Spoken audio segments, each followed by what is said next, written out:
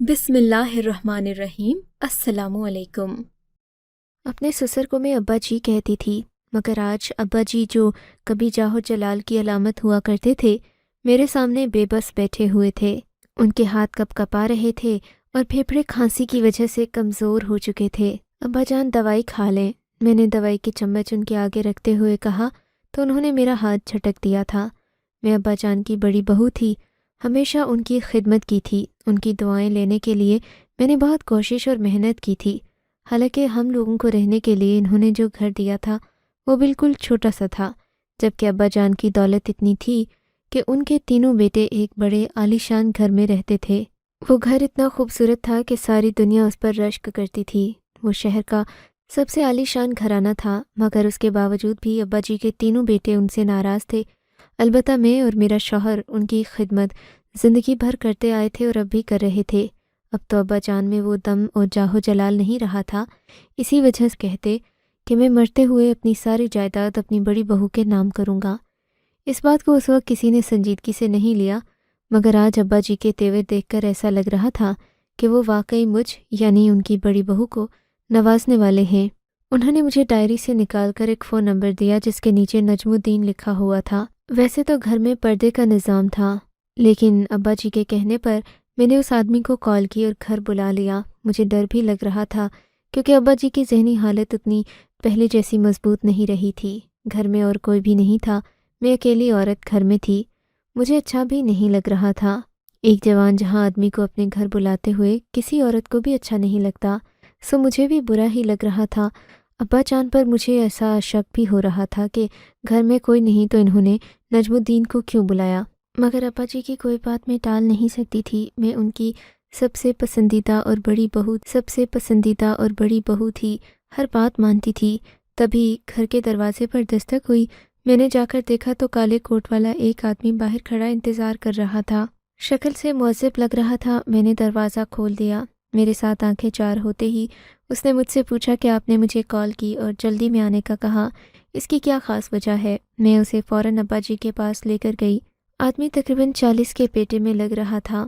مجھے دیکھتے ہی بولا کہ آپ ابا جی کی بہو لگتی ہیں۔ میں اسے فوراً کوئی بات کیے بنا ابا جی کے پاس لے گئی۔ نجم الدین ابا جی کی حالت دیکھ کر حیران رہ گیا۔ آپ کو کیا ہوا ہے؟ آپ تو بہت بوڑھے اور ضعیف ہو گئے ہیں۔ بس بیٹا سمجھو کہ میرا آخری وقت آ گیا ہے۔ تم میری وصیت یعنی کہ قانونی وصیت اپنے پاس رکھ لو، میرے دستخط اور انگوٹھا بھی لے لو، تاکہ میرے جانے کے بعد میرے بچوں میں کوئی مسئلہ یا جھگڑا نہ ہو۔ قانونی طریقے سے ہر چیز کو محفوظ کر جاؤں گا تو کسی کے لیے بحث کی گنجائش نہیں رہے گی۔ جی ضرور۔ ابا جان نے میری طرف دیکھا اور پھر نظریں چراتے ہوئے بولے، بیٹی تم باہر چلے جاؤ، میں اپنی وصیت لکھوا رہا ہوں اور ایک وصیت میں تمہیں دوں گا جو تم نے میرے مرنے کے بعد میرے بیٹوں کو دینی ہے۔ مجھے اپنے سسر کی یہ باتیں میرا دل دکھی کر رہی تھیں، مگر ظاہر ہے ان کی بات بھی ماننا تھی۔ میں دوسرے کمرے میں آ گئی۔ آدھے گھنٹے کے بعد نجم الدین صاحب کمرے سے باہر نکلے۔ ان کے چہرے پر بھی عجیب سے تاثرات تھے۔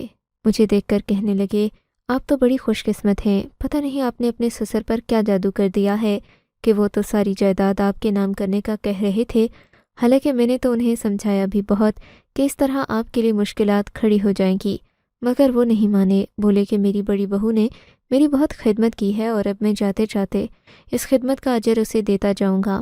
اس نے میرا جتنا خیال رکھا اس ساری جائیداد، مگر اپنے بیٹوں کے لیے انہوں نے بڑی خفیہ قسم کی ایک وصیت لکھی ہے اور لکھ کر الماری میں رکھ دی ہے۔ وہ آپ کی ہے، آپ نے اسے کھول کر پڑھنا نہیں ہے۔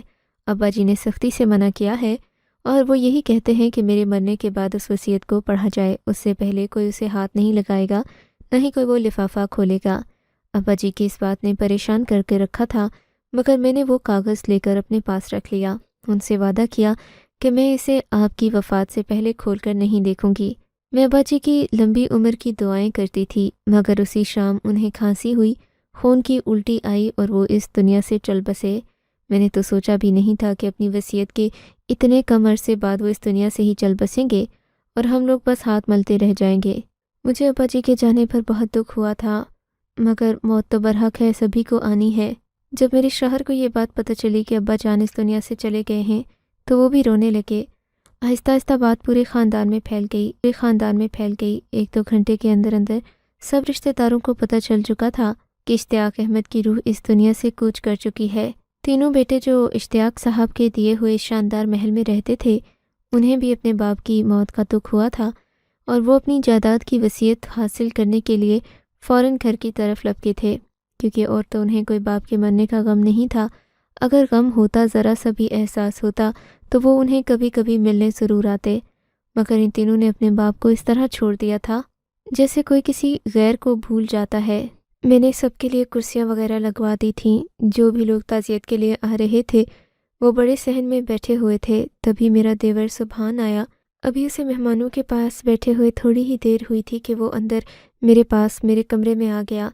میں اسے دیکھ کر بڑا حیران ہوئی تھی، کیونکہ آج تک ایسا کبھی نہیں ہوا تھا کہ وہ یوں بے دھڑک میرے کمرے میں آ جائے۔ میں اپنی والدہ اور دیگر عورتوں کے ساتھ بیٹھی ہوئی تھی۔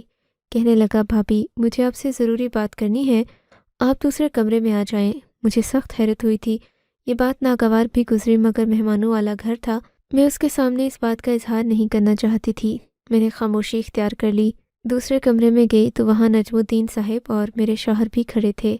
دونوں کو یوں کھڑا دیکھ کر مجھے بڑا عجیب سا لگا تھا۔ میں تو جیسے کسی مجرمہ کی طرح کٹہرے میں لائی جا رہی تھی۔ کیا یہ سچ ہے کہ ابا جان ساری دولت آپ کے نام کر گئے ہیں؟ سبحان نے آنکھوں سے انگارے برساتے ہوئے پوچھا تھا۔ ہاں ایسا ہی ہے، نجم الدین صاحب سے پوچھ لو، یہ تو ہمارے خاندانی وکیل ہیں۔ ابا جی کے سارے قانونی کاغذات بھی انہی کے پاس تھے، اور سارے خاندانی اور قانونی معاملات تو شروع سے یہی دیکھتے آئے ہیں۔ یہ باتیں مجھے ابا جی کے بعد پتہ چلی ہیں۔ نجم الدین صاحب سے تم جو بھی پوچھنا چاہو جائیداد کے معاملے میں پوچھ سکتے ہو، لیکن میرے خیال میں ابھی یہ مناسب موقع نہیں ہے کہ ہم فوتگی والے گھر میں ایسی باتیں کریں۔ میری بات سبحان کو بہت ناگوار گزری تھی۔ بھابھی آپ کو عملی طور پر سوچنا ہوگا، جذباتی باتوں سے کچھ نہیں ہوگا، اور پھر زیادہ دکھ ابا کی موت کا مجھے ہے، کیونکہ میں ان کا بیٹا ہوں، آپ تو ان کی بہو ہیں۔ آپ کے لیے تو ایک بوجھ کم ہو گیا، ایک بیمار کا بوجھ، لیکن میرے لیے تو وہ ابا تھے، اور باپ بیٹوں کے لیے بہت کچھ چھوڑ کر اس دنیا سے جاتے ہیں۔ تو آپ مجھے وہ وصیت نامہ دے دیں جو ابا نے ہمارے لیے چھوڑا ہے۔ ایسا تو میں مان ہی نہیں سکتا کہ انہوں نے ہمارے نام کچھ نہ کیا ہو۔ یقیناً کچھ نہ کچھ ایسا ہوگا جو ہمارے نام بھی کیا ہوگا۔ آپ وہ وصیت ہمیں دے دیں۔ دیور کی بات سن کر مجھے سخت غصہ آیا تھا۔ میں اسے بدتمیزی بھی نہیں کرنا چاہتی تھی۔ تبھی میرے شوہر نے اسے کہا کہ تمہیں وہ وصیت ابھی نہیں ملے گی۔ ابا جان نے منع کیا تھا کہ میری فوتگی والے دن ایسی کوئی بات نہ کی جائے۔ مجھے شک ہے کہ میرے بیٹے میرے نماز جنازہ میں بھی شریک نہیں ہوں گے۔ یہ سنتے ہو گیا، اس کا مطلب کہ ابا جان نے ہمارے لیے واقعی کچھ نہیں چھوڑا۔ اگر چھوڑا ہوتا تو وہ یہ بات نہ کرتے۔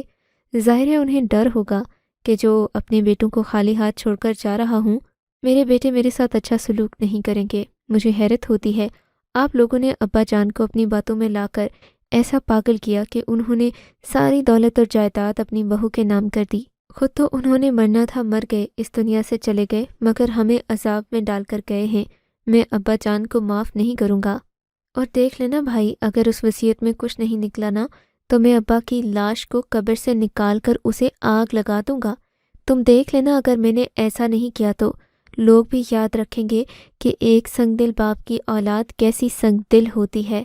اور اب مجھے وصیت کا وہ ٹکڑا چاہیے، کیونکہ اس کے بغیر میں یہ فیصلہ نہیں کر سکتا۔ ہو سکتا ہے جاتے جاتے انہیں ہم پر ترس آ گیا ہو، وہ کچھ چھوڑ گئے ہوں۔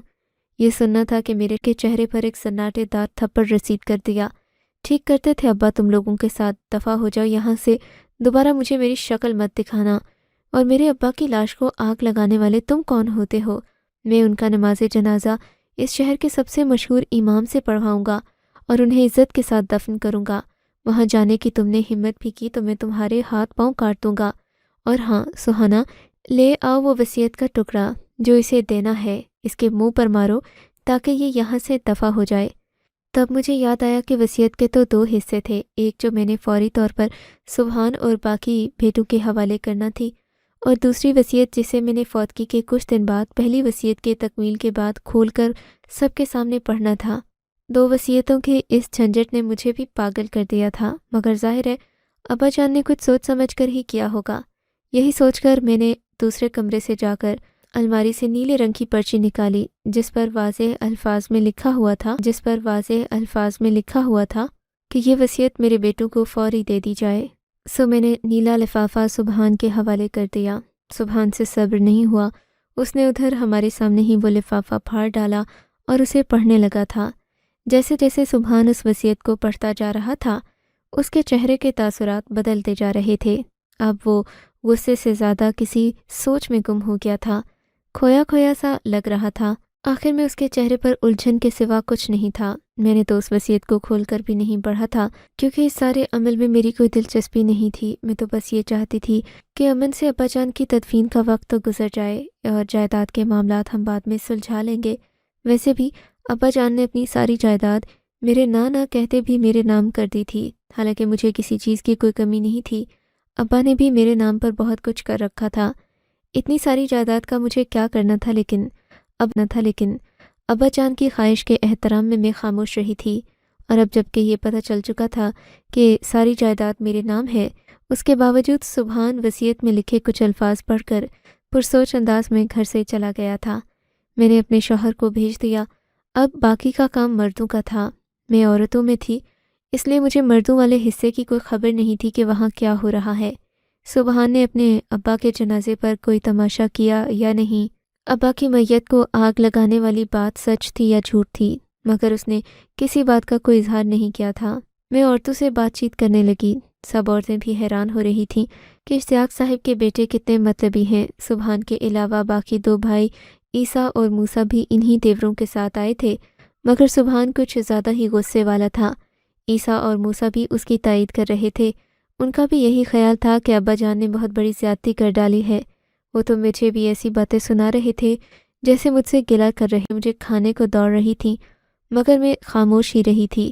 ابا جان کو بھی میری یہی عادت پسند تھی، اسی وجہ سے تو میں ان کے زیادہ قریب رہی تھی۔ مگر اب سبحان کا کیا رد عمل ہوگا؟ ابا جان کے جنازے پر کوئی تماشا نہ ہو جائے، یہ بات مجھے بار بار کھٹک رہی تھی۔ بالآخر وہی ہوا جس کا ڈر تھا۔ مردوں والے حصے سے اونچی اونچی باتوں کی آواز آنے لگی۔ میں ڈر گئی تھی، میرا دل تو کانپ کر رہ گیا تھا۔ ایسے معاملوں میں تو گولیاں چل جاتی ہیں، لوگ ایک دوسرے کی جان لے لیتے ہیں۔ دولت چیز ہی ایسی ہے جو 2 بھائیوں کو بھی جدا کر دیتی ہے۔ میں نے اپنے چھوٹے بیٹے ولی کو بھیجا کہ جا کر پتہ کرو تمہارے ابا کیا کر رہے ہیں، لڑائی کی آواز کیوں آ رہی ہے۔ مجھے اپنے شوہر کی آواز بھی آ رہی تھی، دل میں سخت پریشانی تھی۔ تبھی میرا بیٹا ولی مردوں والے حصے میں گیا، آ کر مجھ سے کہنے لگا، ابا آپ سے کہہ رہے ہیں کہ فوراً سے اپنا سامان پیک کر دو۔ شوہر کے یہ پیغام سن کر میرے تو دل میں جیسے عجیب سی بے چینی ہونے لگی تھی۔ میں حیران ہونے لگی کہ فوتگی والے گھر میں وہ مجھے سامان پیک کرنے کا کیوں کہہ رہے ہیں۔ آخر ہمیں کہاں جانا ہے؟ ایسا بھی تو نہیں ہو سکتا کہ وہ مجھے کہیں اور جانے کا کہہ رہے ہوں۔ میں نے پھر اپنا سامان پیک کرنا شروع کر دیا، ساتھ اپنے شوہر کا بھی سامان پیک کرنے لگی تھی، کیونکہ ہم سب کو تو ساتھ ہی جانا ہوتا تھا۔ ساری عورتوں کو نپٹا کر جب میں اپنے کمرے میں آئی، شام کے 5 بج چکے تھے۔ میں اپنے شوہر کے آنے کا انتظار کر رہی تھی۔ میں نے اپنے شوہر کے آتے ہی ان سے سوال کر ڈالا، آپ نے مجھے پیکنگ کرنے کا کیوں کہا تھا؟ یہ بتاؤ کہ کیا تم نے ساری پیکنگ مکمل کر لی ہے؟ جی میں نے مکمل تو کر لی، مگر آپ یہ بتائیے کہ آپ ایسا کیوں کہہ رہے تھے؟ ہم کہاں جا رہے ہیں؟ مجھے کچھ سمجھ نہیں آ رہا۔ میری باتیں سن کر میرے شوہر نے کہا کہ اگر تم چاہو تو اپنے اماں ابا کے گھر جا سکتی ہو، لیکن فی الحال ہم لوگوں کو فوراً سبحان کے گھر جانا ہوگا۔ سبحان، موسیٰ اور عیسیٰ کسی بات پر لڑائی نہ کر لیں، اس لیے مجھے آج رات کو ہی وہاں پہنچنا ہے۔ میں ان کا بڑا بھائی ہوں، جو کچھ وہ کرنے جا رہے ہیں میں انہیں ہرگز نہیں کرنے دوں گا۔ کیا کرنے جا رہے ہیں؟ ابھی ان باتوں کا وقت نہیں ہے، جلدی سے گاڑی نکلواؤ، اپنا سامان رکھو، اب ہم کچھ دن وہیں جا کر رہیں گے۔ مجھے سخت پریشانی ہو رہی تھی۔ میرے شوہر نے کبھی ان 3 سالوں میں سبحان لوگوں کے گھر جانے کا نہیں کہا تھا۔ جب سے ہم لوگ الگ ہوئے تھے، میرے شوہر کا یہی ماننا تھا کہ موسیٰ، عیسیٰ اور سبحان کو اپنی غلطیوں کا احساس ہونے دو، وہ حویلی انہی کو مبارک، ہم ابا جان کے ساتھ اس چھوٹے گھر میں ہی رہ لیں گے۔ لیکن ابا کی وفات کے فوراً بعد میرے شوہر نے مجھے سامان پیک کرنے کا کہہ دیا۔ وہ تو مجھ سے بھی شدید غصے میں لگ رہے تھے، ایسا لگتا تھا جیسے ان کی ناراضگی مجھ تک بھی ہے۔ مجھے تو اپنے شوہر کی ناراضگی سمجھ نہیں آ رہی تھی، ڈر بھی لگ رہا تھا کہ ہم سبحان اور عیسیٰ کے گھر کیوں جا رہے ہیں، مگر خیر میں نے سب بچوں کو بھی تیار کر لیا۔ شام کے وقت ہی ہم لوگ اپنی گاڑی میں بیٹھے سبحان اور عیسیٰ کے گھر پہنچ گئے تھے۔ میری ساس بھی وہیں رہتی تھیں، کیونکہ بس ہمارے خاندانی مسائل کی وجہ سے ہم اس طرح سے بٹ گئے تھے کہ میرے سسر ہمارے پاس جبکہ ساس اپنے بیٹوں کے ساتھ رہتی تھیں۔ میرے شوہر نے گاڑی گھر کے باہر کھڑی کی تو مجھے ایک بار پھر کانوں میں پڑنے والی آوازوں کی وجہ سے اپنے کان بند کرنا پڑے تھے۔ میں نے اپنے کانوں پر ہاتھ رکھ لیا۔ بہت سخت قسم کی آوازیں تھیں، جیسے کہ مکان کو کھودا جا رہا ہو۔ ہم لوگ گاڑی سے باہر نکلے۔ سامنے نظر پڑتے ہی مارے حیرت کے میری آنکھیں پھٹی کی پھٹی رہ گئی تھیں، کیونکہ اس مکان کو، جسے اس شہر کا سب سے عالیشان مکان کہا جاتا تھا، سبحان نے بلڈوزر اور مشینز لگوا کر اسے کھدوانے کا کام شروع کر دیا تھا۔ مکان کو توڑا اور پھوڑا جا رہا تھا، دیواروں کو بلڈوز کیا جا رہا تھا۔ میں اس بات کو دیکھ کر سخت حیران تھی کہ ایک شخص، یہ کہتے میرے شوہر اندر کی طرف بھاگے، سبحان تک جا پہنچے۔ یہ کیا کر رہے ہو سبحان؟ تم پاگل تو نہیں ہو گئے؟ عیسیٰ اور موسیٰ بھی سبحان کے ساتھ تھے۔ ان تینوں بھائیوں کا گٹھ جوڑ تو بہت گہرا تھا۔ کیا بھائی تم نے وہ وصیت نامہ نہیں پڑھا؟ تم مجھ سے کہہ رہے ہو کہ میں چپ ہو جاؤں، لیکن تم یہ نہیں دیکھتے کہ اس وصیت نامے میں کیا لکھا ہے۔ تم یہاں مجھے روکنے آ گئے ہو۔ اس سے پہلے اگر اپنی بیوی سے لے کر وہ وصیت نامہ پڑھا ہوتا تو تمہیں اتنا غصہ نہ آتا۔ یہ پڑھ لو اگر نہیں پڑھا تو۔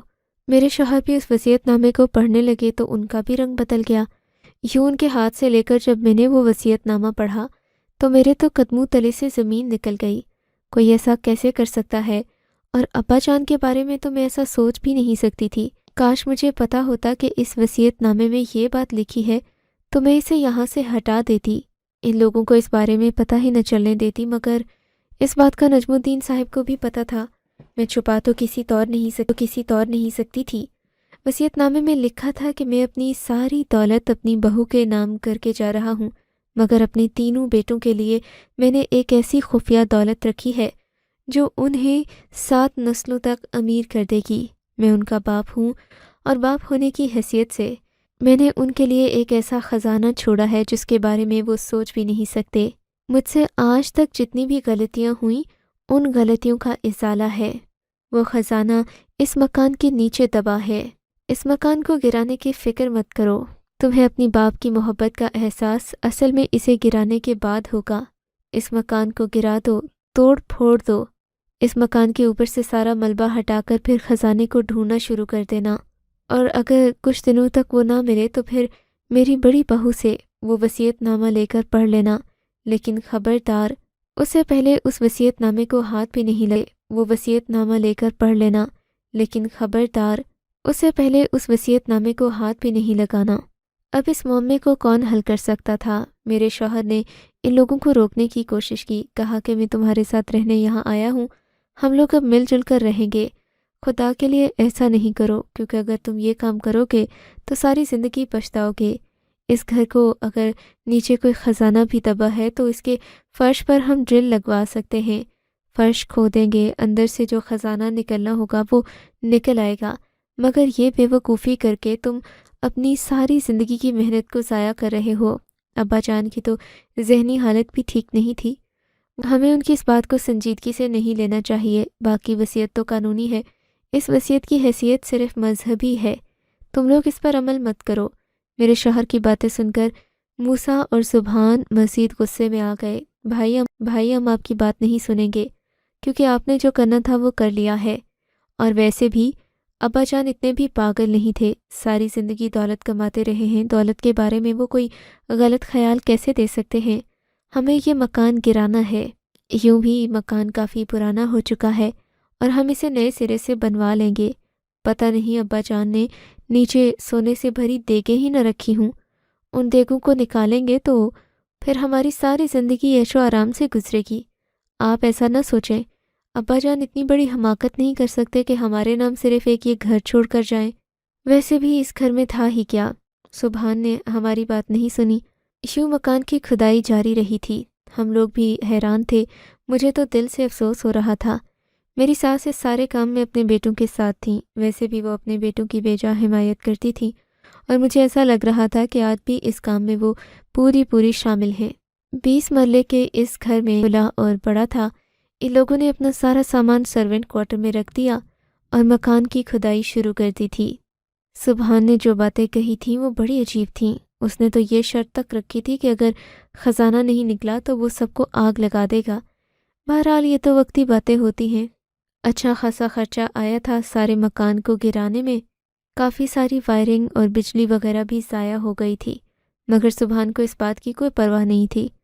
وہ یہی سوچ رہا تھا کہ جب اس مکان کے نیچے سے خزانہ نکلے گا تو دنوں میں ایک نیا گھر تعمیر ہو جائے گا۔ وقتی وہ لوگ سرونٹ کوارٹر میں رہ رہے تھے، 1 ہفتے کے اندر مکان کو مکمل طور پر ملیا میٹ کر دیا گیا تھا، یہاں تک کہ وہ ملبہ بھی غائب کر دیا گیا۔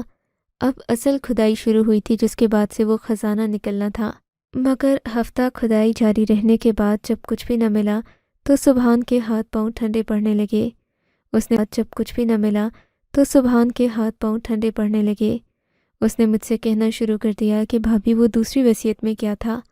ہم نے تو اس کے بارے میں پوچھا ہی نہیں۔ آپ ہمیں وہ بھی دے دیں تاکہ ہم اسے کھول کر دیکھ سکیں، شاید اس میں ہمارے لیے کوئی رہنمائی ہو۔ سبحان کے چہرے پر مایوسی کے واضح آثار تھے جنہیں میں پڑھ سکتی تھی۔ میں نے اپنے چھوٹے بیٹے کو گھر بھجوا کر وہ وصیت نامہ بھی منگوا لیا، مگر اس میں خالی کاغذ ہی تھے اور 1-2 سطریں لکھی ہوئی تھیں جنہیں پڑھ کر سبحان کے تو ہوش اڑ گئے تھے۔ زندگی میں شاید اس نے کبھی سوچا نہیں ہوگا کہ میرا باپ مجھے اتنا بڑا سبق بھی سکھا سکتا ہے۔ یوں تو ابا جان کی وصیت میں لکھے ایک بھی لفظ کو ہم جھوٹا نہیں کہہ سکتے تھے، کیونکہ ابا جان نے جو سبق اپنے بیٹوں کو دے دیا تھا وہ ان کی 7 نسلوں تک کے لیے واقعی میں کافی تھا۔ وصیت میں لکھا تھا کہ بیٹے، جب تم اس مکان کو ملیا میٹ کر دو گے تمہیں تب احساس ہوگا کہ تمہارے باپ نے کتنی محبت سے تمہارے لیے یہ گھر بنایا تھا۔ اس گھر کو بنانے میں مجھے 25 سال لگ گئے اور آج تم اس گھر کو صرف گھر کہتے ہو، جس گھر کو کمانے میں میری جوانی لگ گئی، مگر تم اپنے باپ کی محنت کو نہیں سمجھو گے۔ آج میں یہی چاہوں گا کہ تم ایک بار اس گھر کو گرا دو، گرانے کے بعد اسے دوبارہ بناؤ، تب تمہیں اصل معنوں میں احساس ہوگا کہ تمہارے باپ نے کتنی محنت کی ہے۔ اس باپ سے تم نے نفرت کی، اس باپ کو تم نے بڑھاپے میں کسی ناکارہ پرزے کی طرح اپنے گھر سے نکال دیا، مگر باپ تو باپ ہوتا ہے بیٹا۔ جاتے جاتے میں تم لوگوں کو ایسا سبق سکھاؤں گا کہ زندگی بھر یاد رکھو گے اور دوبارہ اپنے باپ کے بارے میں زندگی بھر بات نہیں کر سکو گے۔ اس بات نے تو سبحان کو غصے سے پاگل کر دیا تھا، مگر گھر ٹوٹنے کے غم نے دل نرم بھی کر دیا تھا۔ سبحان کے پاس سوائے رونے کے عیسیٰ اور موسیٰ کو اس بات کا الزام دینے کے سوا اور کوئی بات نہیں بچی تھی۔ ویسے بھی اگر یہ لوگ تھوڑا صبر کر لیتے اور سونے کی ان دیگوں کے پیچھے نہ پڑتے تو شاید کچھ ہو جاتا، مگر ان لوگوں نے جلد بازی میں آ کر اپنے باپ کی بے حرمتی بھی کی، جس کی سزا انہیں زندگی بھر کے لیے ملے گی۔ آج سب لوگ دیکھ کر ہنستے ہیں کہ ایک شاندار محل میں رہنے والے عیسیٰ، موسیٰ اور سبحان سرونٹ کوارٹر میں رہنے پر مجبور ہیں، کیونکہ وہ اپنی ساری جمع پونجی بھی لگا دے تو وہ شاندار محل آپ کو اگر یہ کہانی اچھی لگی ہے تو اس ویڈیو کو لائک کیجیے اور اس طرح کی مزید کہانیاں سننے کے لیے ہمارے چینل کو ضرور سبسکرائب کیجیے۔ کہانی سننے کا شکریہ۔